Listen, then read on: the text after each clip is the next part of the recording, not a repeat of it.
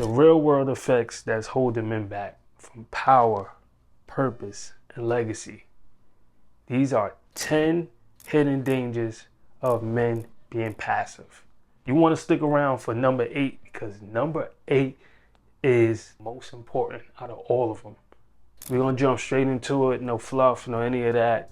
So, number 1, loss of identity.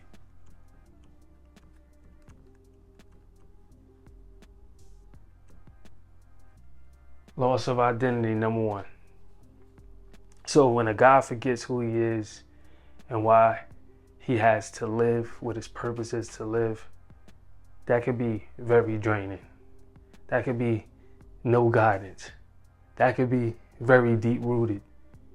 And without the proper mindset, this is not going to work. To not know who you are as a man, to feel lost in this world, to not feel like you have a home, a family, people who can resonate with you is one of the deepest root causes of a lot of mental issues. One could be suicidal. I was once there. We'll dive into that story another time, but presently, a loss of identity, not knowing who you are, is the outcome of why you see people homeless, doing drugs, because they just gave up. They don't know who they are. They don't have a purpose. It gets deeper than that. Let's move on to number 2, emotional numbness.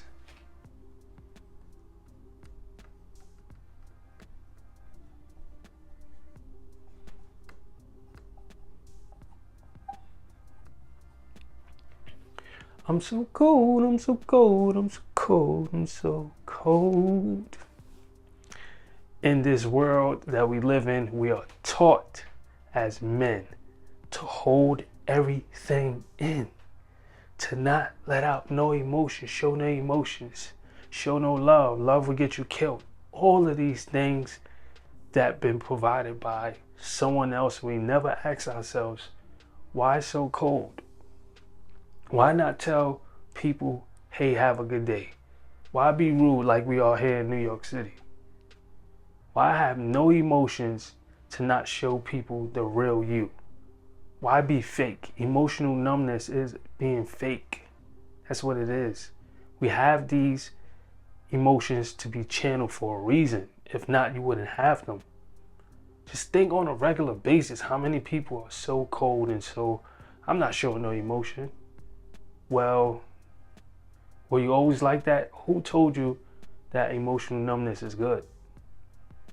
It's bottled up emotions at the end of the day. And when you explode silently, you could have let it out. You could have wrote it in a journal. You could have did something about it. So you might want to fix that. Let's move on to number 3. My favorite. Procrastination is the enemy again. Yeah. Unlocking new levels on them. What don't kill you make you strong. Procrastination prolongs. Process you've been on. You've been waiting too long. You've been waiting too long. Unlock it. You gotta unlock new levels on them, man. Seriously. Procrastination, analysis paralysis, same thing. Person who overthinks. Most people overthink because they got a million things going. They're choosy instead of having decisions. You want to have a mind that makes decisions over choosy. Too many options leaves person thinking like, Decision based, yes or no. I'm going to do it or I'm not. So, procrastination is also programming as well. So, let's get this out the way. Okay, number 4, you set weak boundaries.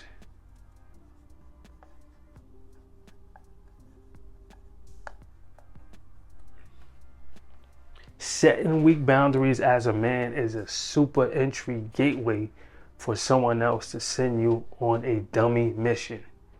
Most men get sent on a dummy mission because they have weak boundaries. So if I know I can walk into any place and say, this guy's overweight, this guy's overweight, that guy's overweight, that guy's overweight. Cool. Now, what I can do is use my influence as, if I move up in this position at a job and I buy these guys lunch, but I can make them work the hardest. All I gotta do is say, hey, I'm buying lunch today, but I need crazy work out of you guys. It doesn't seem like nothing at the beginning, right? But then again, it's like, hey, can you guys come in for overtime because we need this work being done.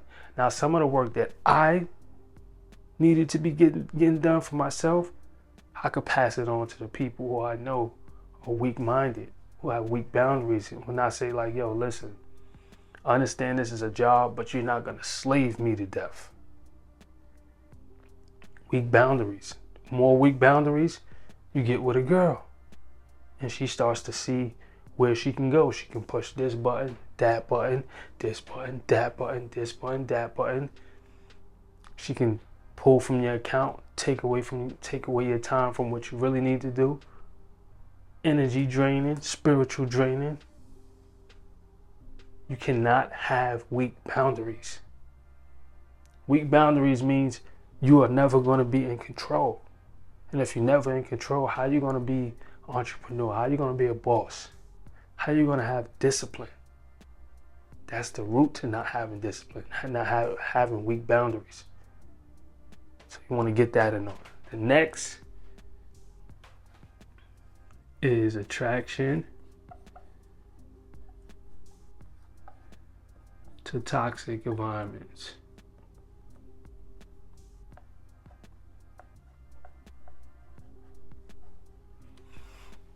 We all been there.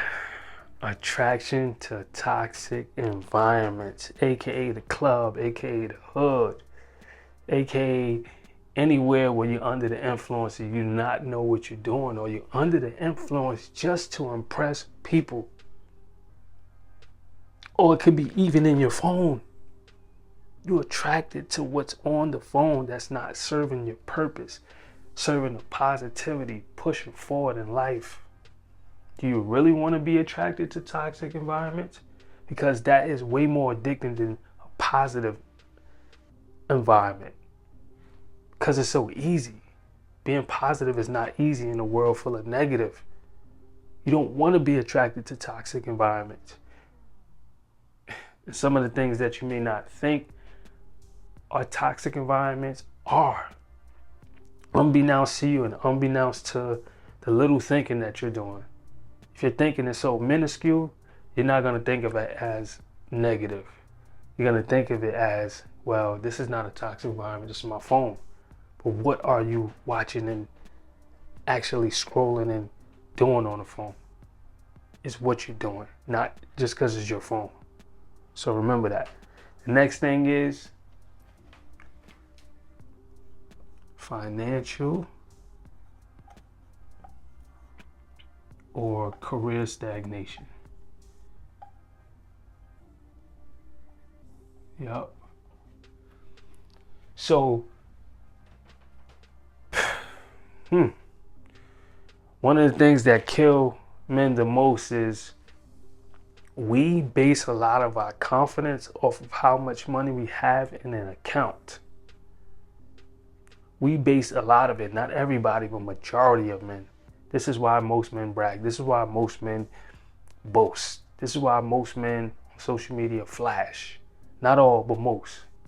Because whoever has the biggest bank account attracts more people to them. You know, and it could be a self-confidence thing. It could be a low confidence thing. But financial or career stagnation, if you have no outlet on how to get financially or your career ascending, that could be a problem. It could be a major problem for you if you're creating a family, if you're creating a team. The mindset to get ahead, the career, to know what you're doing in life, to have these tools to pass down to your kids. That is key.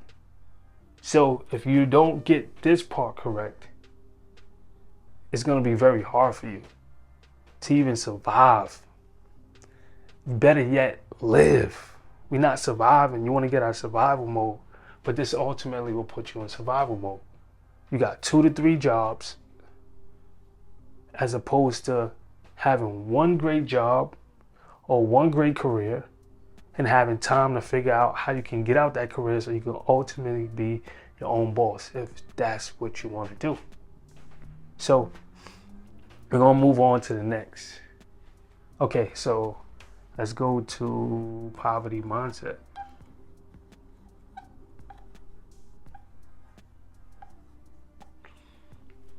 This is one of the biggest things that impacted my life, was having a poverty mindset and worrying about price base instead of value base. You know, and never believing that I could get to the next level at one point in my life. I didn't think that. I used to dream about it. I didn't think it was real. I'm like, I will never be this. I will never be that. I remember these negative thoughts like it was no tomorrow.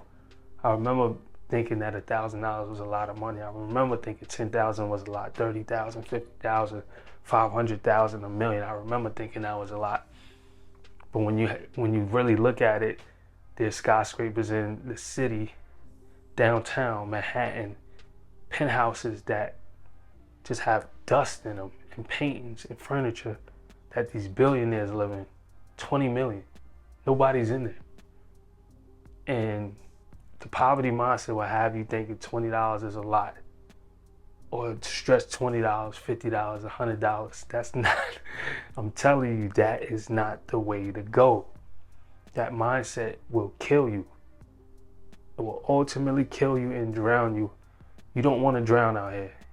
You want to be on the yacht, not in the water with the life vest. You don't want to be that person. So, poverty mindset, got to get out of it, because I hate poverty. Like, I hate it. I hate the mindset. I just hate what it brings, what it does. Man, I do. I have a actual project called Partners of Poverty, and it's very detailed. It breaks down the layers of it. So that, man, it just does. I can go on and on and on and on and on about this. But the next thing we're going to talk about is spiritual emptiness. And I'm big on spiritual.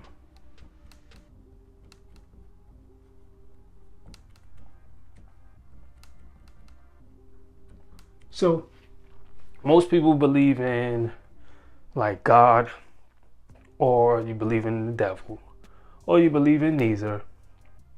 But 9 times out of 10, like, you can have the family, you can have the house, you can have the cars, you can have everything. But if you haven't done the spiritual work is very important. If you spiritually empty, if your buckets of spirit, because you are the spirit. Like, literally me right now, I cannot see myself, but I can see this camera that I'm talking to. So I'm in this body of mine. This is just a suit. This is just flesh. This is the spirit talking to you. So me overstanding this, most people run to a religion to feel like that their spirit is gonna be uplifted. But even in a religion, at times people still feel empty because they haven't filled up the bucket of spirituality. You have to fulfill your spirit as well, as much as you fulfill your flesh. And you want to fill up your spirit way more than you fill up your flesh. This is imperative, guys. I'm very spiritual. I'm spiritual more than anything. I overstand this because we're not going to be here forever. These gadgets, these tools they're going to continue to keep going, but your spirit is not going to be inside your body forever. So number 9, a broken generational legacy.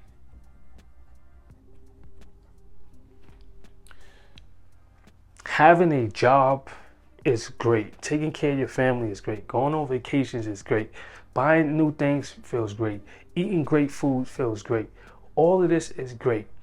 You want to leave a system behind for your family to continue what you have built. So, having a broken generational legacy.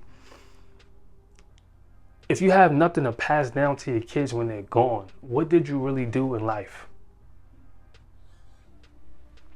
I seriously want to ask you that question. What did you do in life? Did you play the selfish game? Most people play the selfish game and believe, oh, well, you know, they just have to figure it out. They just have to figure it out? That's your thought process in your mind? For your legacy, for your family to have it hard and struggle like you did because you didn't want to figure it out? As a man?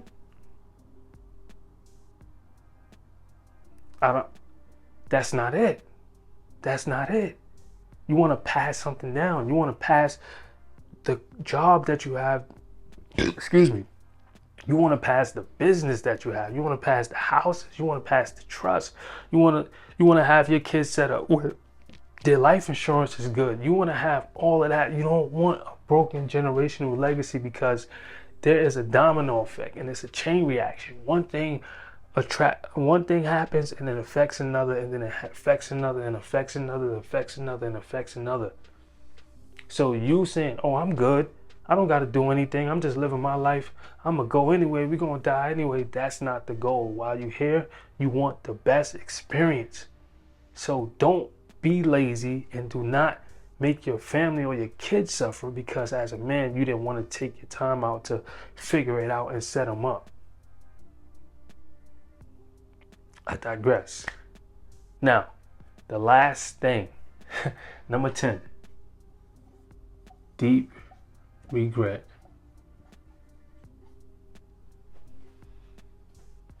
Later on in life, you're going to have a deep regret and you're going to do more dying without even living. You're going to do more things that killed you than more things that help you live, help you leave an impact. And you ask yourself, who wants to live with deep regret? Who wants to hold on to things? Depending on where you at in life is ultimately up to you. But if you want to deep regret your life because you didn't take the chance, you didn't say, I'm going to take this chance, I'm going to take this risk in order for not only me, but my family to be good, there's nothing you should regret in life. Everything should be lessons. Lessons that you learn to keep pushing forward, having that perseverance and changing that mindset from passive to powerful. How men can shift their mindset at any stage of the game. Any stage of the game. And these are the 10 hidden dangers of men with a passive mindset. Avoid all 10 of these and your life will change for the better. Not in an instant, not overnight, but in due time. Thank you for your time. Appreciate you, family. I'll see you in the next video.